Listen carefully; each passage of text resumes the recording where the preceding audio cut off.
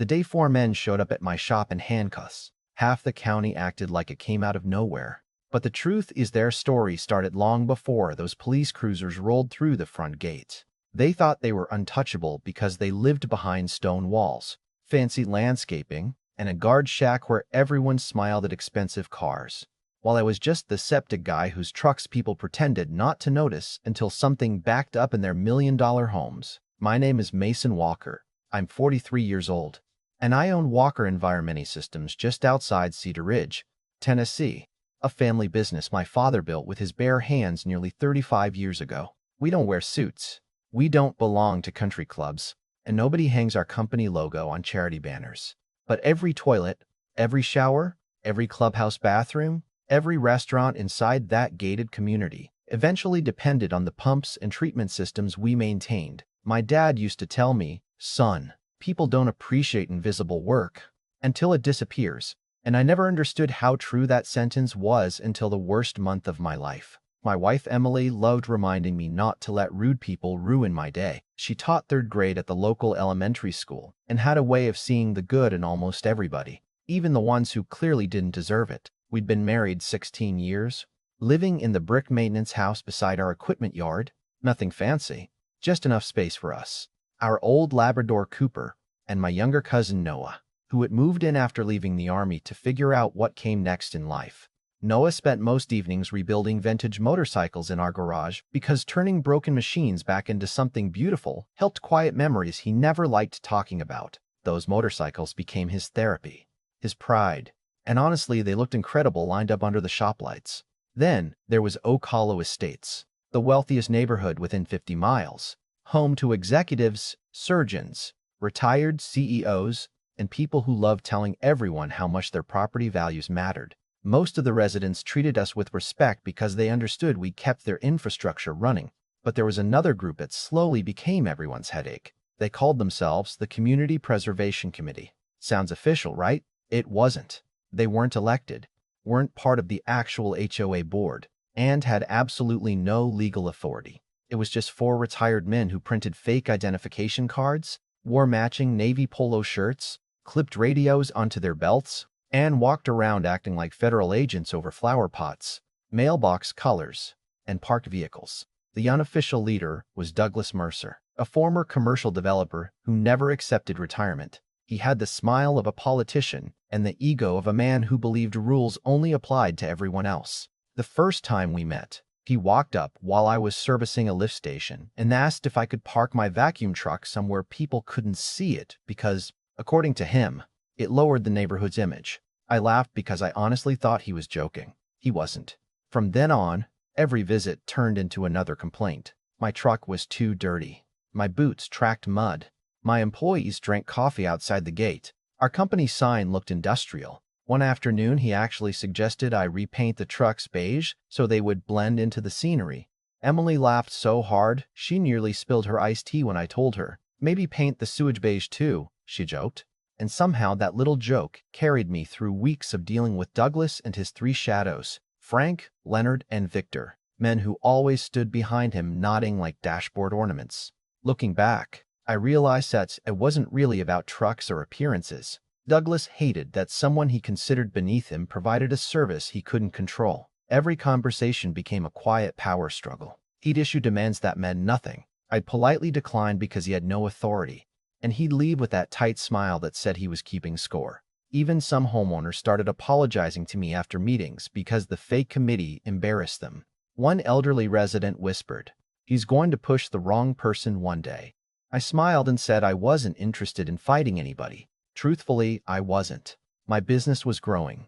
Emily loved her students. Noah was finally sleeping through the night after years of nightmares, and life felt stable for the first time in a while. Then, just before 3 in the morning, on an unusually cool October night, Cooper started barking in a way I'd never heard before. It wasn't excitement. It wasn't fear. It was warning. The kind that makes your stomach tighten before your brain even understands why. I looked out the bedroom window expecting to see a raccoon digging through trash cans, but instead I saw flashlights moving across my garage, sparks flying through the darkness, and 4 familiar silhouettes standing over Noah's motorcycles. That's the moment everything changed, and before I even reached for my phone, I knew those men had finally crossed a line they could never uncross. I didn't think. I just hit record on my phone out of instinct and ran downstairs barefoot, hearing Emily right behind me asking what was happening, until she saw the garage door standing halfway open and those 4 men dragging Noah's restored motorcycles toward the driveway like they were hauling away abandoned junk. Douglas looked over his shoulder without the slightest hint of panic and actually said, "Good, you're awake. These vehicles are being removed for violating community standards." I remember stopping for half a second because my brain genuinely couldn't process what I'd just heard. "You're standing on my property," I shouted. "You're stealing motorcycles that don't belong to you." Frank laughed. Victor kept pulling one of the bikes backward, and Leonard lifted a pair of bolt cutters like they were some kind of badge of authority. Emily stepped in front of me before I could reach them. That was who she was. She always believed people could be talked down before things got ugly. She raised both hands and said, "Everyone just stop. We can figure this out." Douglas didn't even look at her. He reached for another motorcycle, and Emily grabbed the handlebars to stop him from moving it. The next 2 seconds still replay in my head almost every night. Douglas shoved her with both hands, harder than he probably meant to, but hard enough that she stumbled backward into the steel edge of the garage frame. I heard the crack before I heard her scream. She collapsed, holding her arm against her chest, her face turning pale almost instantly. Everything inside me exploded. I rushed toward Douglas, but Noah grabbed me around the shoulders before I reached him. "Don't," he yelled. "They're already on camera." I looked down and realized my phone was still recording everything. Douglas suddenly wasn't smiling anymore. He glanced at the camera, then at Emily lying on the concrete, and for the first time I saw uncertainty in his eyes. Instead of helping her, he muttered, "Let's go," and all 4 of them abandoned the motorcycles exactly where they stood before climbing into 2 golf carts they had somehow convinced themselves were appropriate getaway vehicles. The police and ambulance arrived within minutes. Emily tried pretending the pain wasn't that bad until the paramedic touched her shoulder and she nearly fainted. At the emergency room, the orthopedic surgeon confirmed a fractured humerus that required surgery, metal hardware, months of rehabilitation, and enough medical paperwork to fill an entire kitchen drawer. While Emily was being prepped, I sat alone in the hallway staring at dried grease on my work boots, wondering how a normal Tuesday had somehow become this nightmare. Noah finally broke the silence. "This isn't your fault," he said quietly. "No," I answered, "but it is going to become my responsibility." The detective assigned to the case surprised me. Instead of brushing it aside as a neighborhood dispute, she watched every second of my phone recording twice. Then she requested security footage from a warehouse across the road that captured the fake committee entering our property nearly 20 minutes before the assault. Suddenly, this wasn't just about Emily's injury. It was burglary, criminal trespassing, attempted theft, property damage, and felony assault. Douglas apparently believed his reputation inside Ocala would protect him because by the next afternoon, his attorney was already calling, insisting the entire incident had been an unfortunate misunderstanding and suggesting we settle everything privately. I asked one question. "Does your client admit he shoved my wife?" The attorney paused just long enough to answer my question without actually answering it. "Mr. Mercer regrets that physical contact occurred." I hung up. Emily squeezed my hand from her hospital bed and whispered, "Promise me something." I expected her to ask me not to fight. Instead, she said, "Promise me you won't let them bully another family after this." That sentence stayed with me.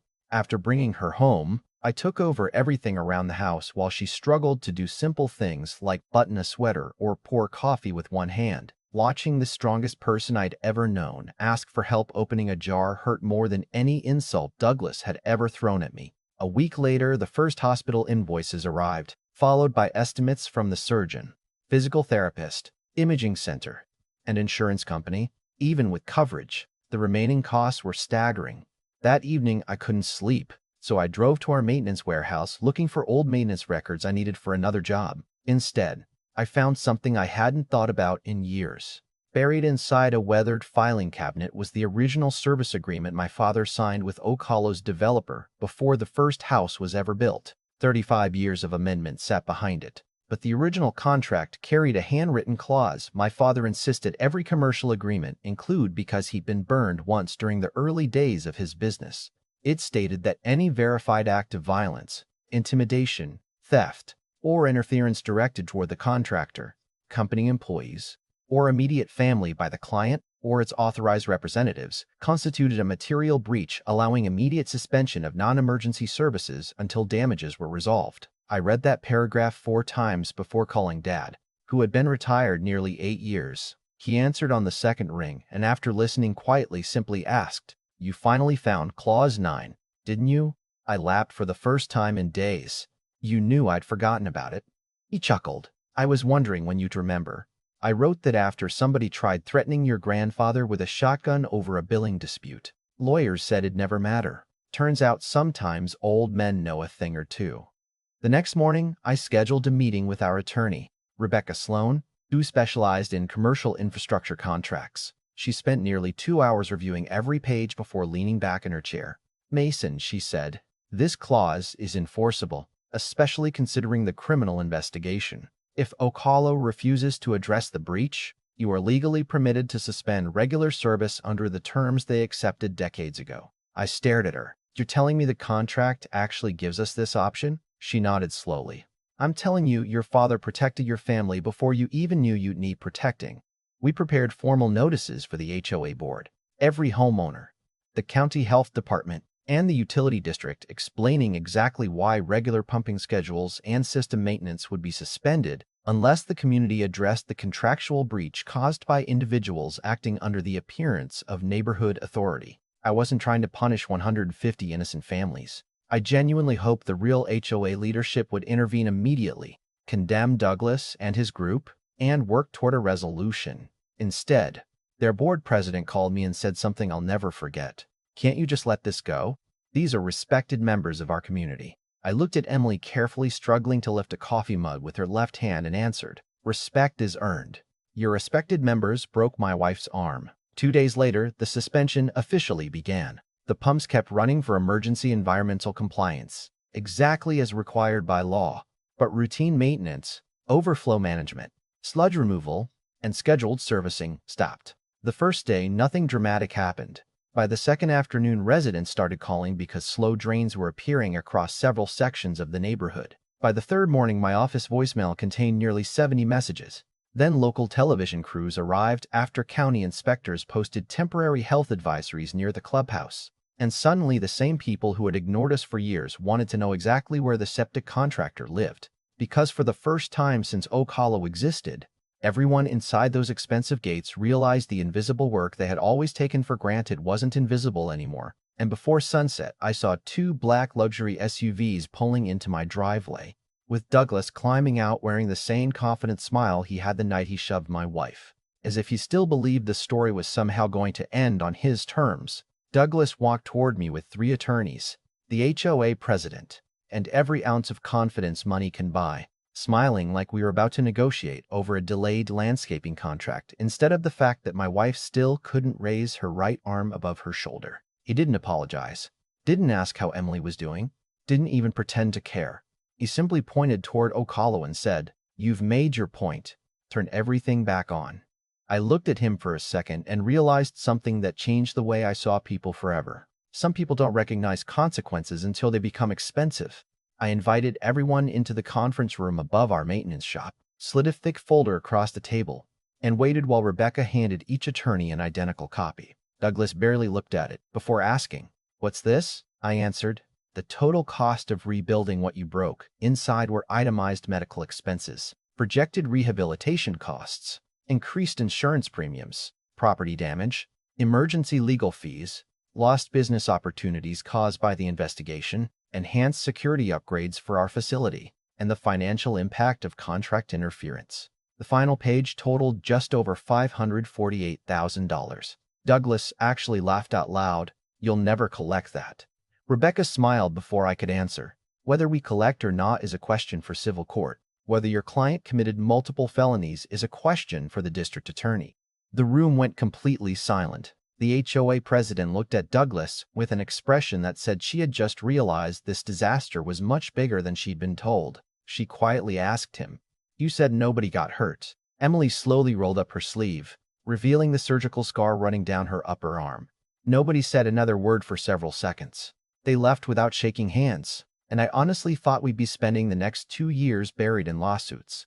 Instead, 48 hours later, The board president returned without Douglas. She looked exhausted. Apparently, homeowners had demanded an emergency meeting after local news stations aired footage of overflowing maintenance access points. County health inspectors, and my cell phone video showing Douglas shoving Emily into the steel doorframe.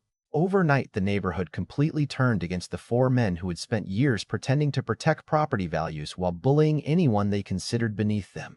Homeowners wanted the crisis over, but more importantly, they wanted accountability. The board voted to authorize a community settlement fund, approved a new 15-year maintenance agreement with significantly higher rates that reflected the true cost of maintaining an aging infrastructure, accepted every updated liability provision Rebecca recommended, and delivered a certified cashier's check covering the negotiated civil damages. Only after every document was signed did I authorize our crews to resume full service. Watching those pumps roar back to life felt strangely emotional because it wasn't about revenge anymore. It was about knowing my father had built a business that deserved respect.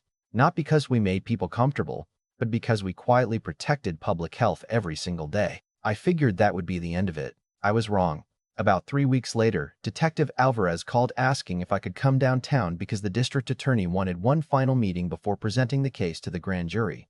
They already had my recording, security footage from nearby businesses, forensic photographs, hospital documentation, witness statements from Noah, the responding paramedics, and surprisingly 3 homeowners who admitted Douglas had bragged for years that nobody could stop him because people like the septic guy always back down. During the criminal trial, Douglas's defense tried arguing that Emily's injury had been an accident during a heated disagreement, but then prosecutors played my entire unedited video. The courtroom became so quiet you could hear someone turning notebook pages. Every juror watched Douglas shove an unarmed woman who was simply protecting property that wasn't his.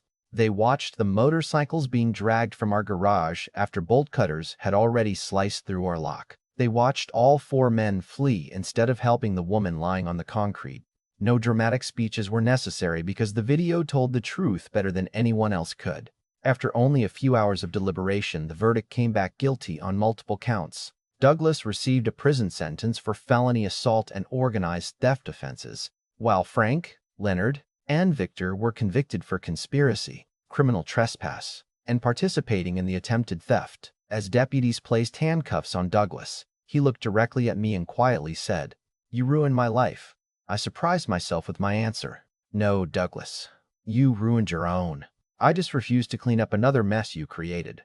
Several months passed before life finally began feeling normal again. Emily completed physical therapy and eventually returned to her classroom, although rainy mornings still reminded her where the metal plate sat beneath the healed bone. Noah opened a custom motorcycle restoration shop only 15 minutes away, saying the incident convinced him life was too short to postpone dreams. Walker Environmental Systems hired 6 additional technicians because the new long-term contract allowed us to expand into neighboring counties. And for the first time in company history, my father's small family business became the largest privately owned wastewater service provider in the region. The biggest surprise came during Oak Hollow's annual election when several homeowners nominated me for the newly created position overseeing contractor relations. I laughed at first because the idea sounded ridiculous, but they insisted someone who actually understood infrastructure should have a voice before another self-appointed committee ever gained influence again. I accepted on one condition: every vendor, regardless of the size of their company, would be treated with the same respect as every homeowner behind those gates. The motion passed unanimously. Sometimes people ask if I regret not accepting Douglas's first offer to settle quietly before everything spiraled out of control. The answer is no, and it probably always will be. Money can repair buildings, replace locks, even pay hospital bills, but pretending nothing happened would have guaranteed someone else became the next target. Justice isn't always loud. Sometimes justice looks like refusing to surrender your dignity when someone powerful expects you to. So now I'd like to ask you something.